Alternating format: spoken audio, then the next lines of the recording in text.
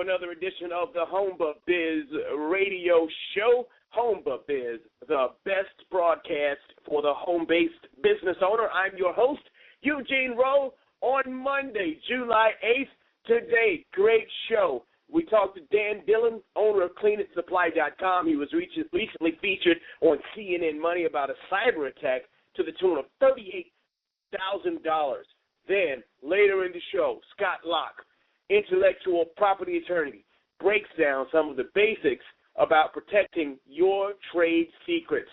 So in this episode, hold on to your quote, IP. My next guest is with CleanItSupply.com, an online e-commerce wholesale janitorial supply company. Now, you'd think that they wouldn't be open to having to deal with a lot of technology. But Mr. Dan Dillon here today, he's going to talk about his business and obviously what you need to do to make sure that things are locked down in the cyber world. Dan, welcome to the show. Well, thank you, Gene, for having me. I appreciate it. Now, tell us about your business and how you got started. Wow. So our business, we launched our business in 2006, and we failed quite a bit. Many times. E-commerce is not as simple as one may think, and I'm sure some of your listeners can appreciate that. Driving traffic is certainly difficult, and then being able to convert that traffic when they get there. We are an e-commerce janitorial supply company. We have just most recently added about 45,000 SKUs to entertain and the office line, so that the synergy between the office buyer that's purchasing and restocking toilet paper, hand towels, trash bags, hand soap would also be that same person for office supplies. So we expanded our line, and we are tipping our toe in the space of the Office Depots, Staples of the world. And we started in 2006 and did a lot of SEO. Dabbled in pay-per-click, failed miserably at affiliate marketing, and did a whole bunch of different things to get where we are today. I like your ability to be so candid. And obviously, with a business owner, failure is one part of the formula for success. So 2006, and you said you guys are really towing the line even with Staples and Office Depot. How do you do that so well in a business that, I guess, before 2000, was largely not e-commerce? Well, it's a learning curve. It's uncharted territory. There's no roadmap for an e-commerce business, Eugene. There's a surprise around every corner, and it's the ability to adapt. As we offer the office product line, which is new for us since February, we don't expect to take over the world. Rather, we hope to just get our little piece of the market share and a little bit of breakfast, if you will, from the big boys.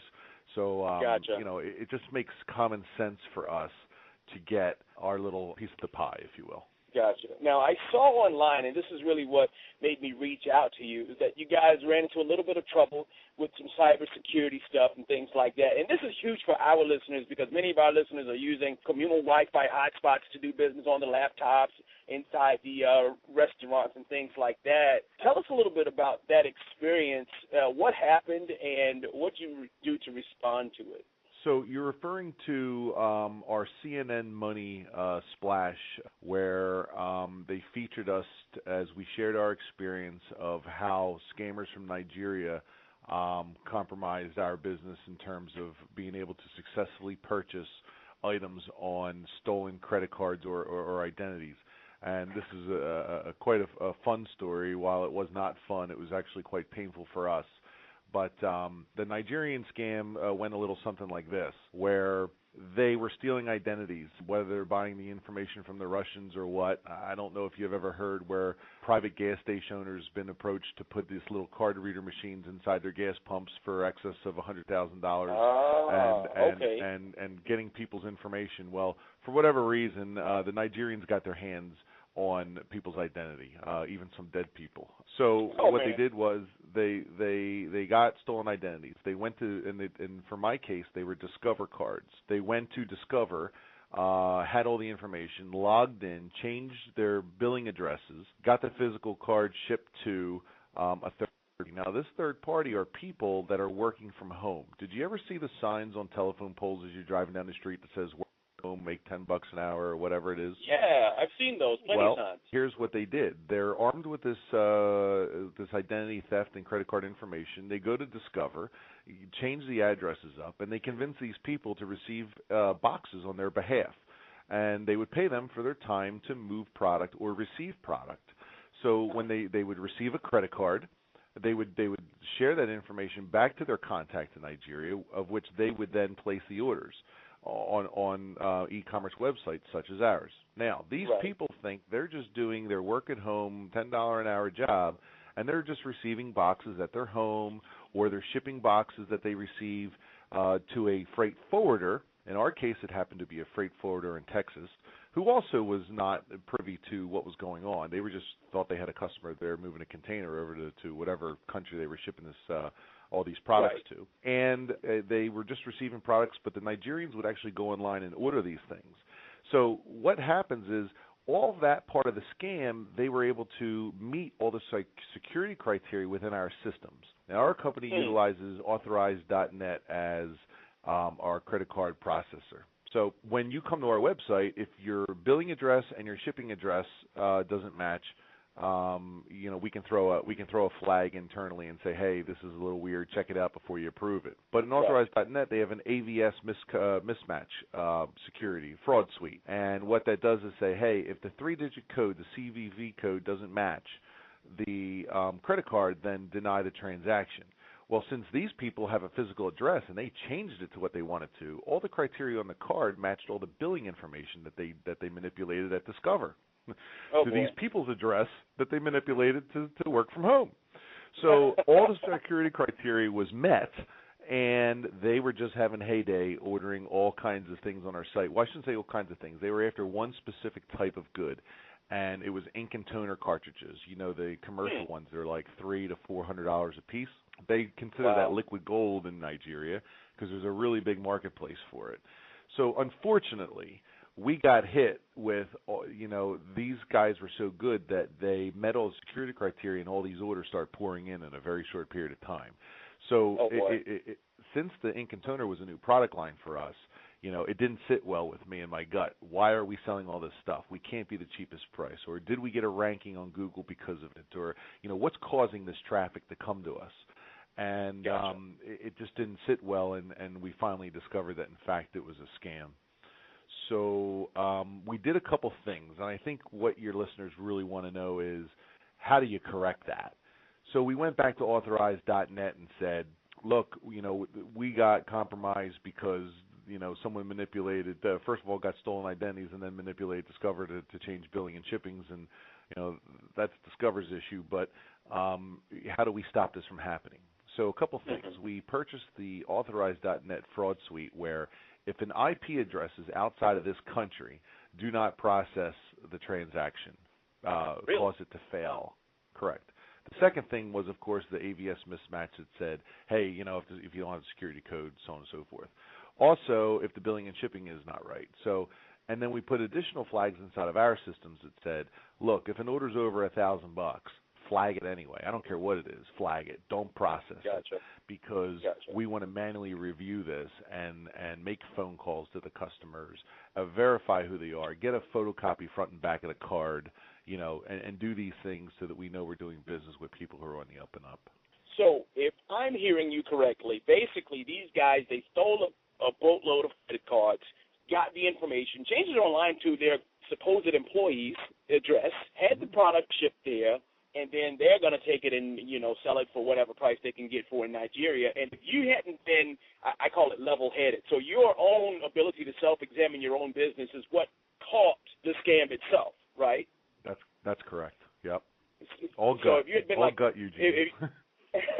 So if you'd been like most business owners who would have just, said, hey, this is a great thing, who knows how many tens of thousands of dollars would have been lost just on not paying attention, huh? That's correct. Obviously, this whole Nigerian scam forced you guys to pay more attention when it comes to processing the credit cards? Did it really cause you to be more tech conscious altogether, or do you pretty much have the problem contained? We do such a high volume of transactions a day that we had to put some technical switches inside of our system that I described earlier, so that we could flag or at least try to narrow down the scams. I will tell you this: you're never going to stop at all. You're always going to get hit here and there.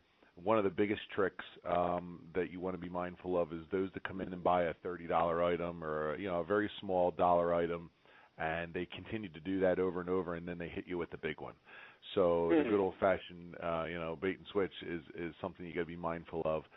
It's very difficult for us to examine every single transaction that comes over from a manual perspective. It's just too much cost and too much time. But there's always going to be some leakage. There's always going to be some fraud happening.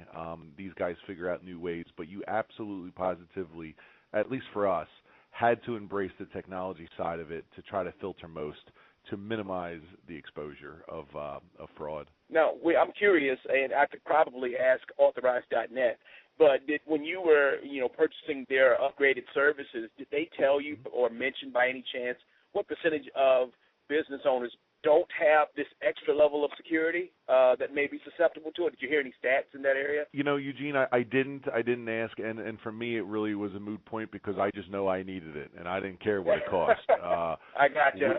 We experienced a $38,000 hit, and for a small business that can cripple you, right? So, gotcha.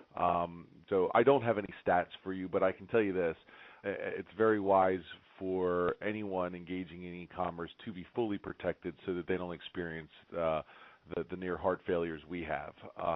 It's not worth not to have it. Don't try to be frugal for a $20 or a $30 a month service.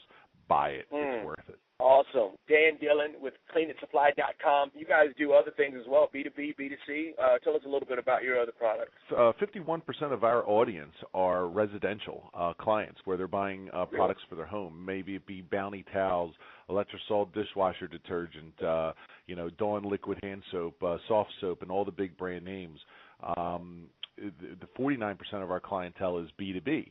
And of that 49% B2B, I'd have to say that attributes 80 to 85% of our revenue.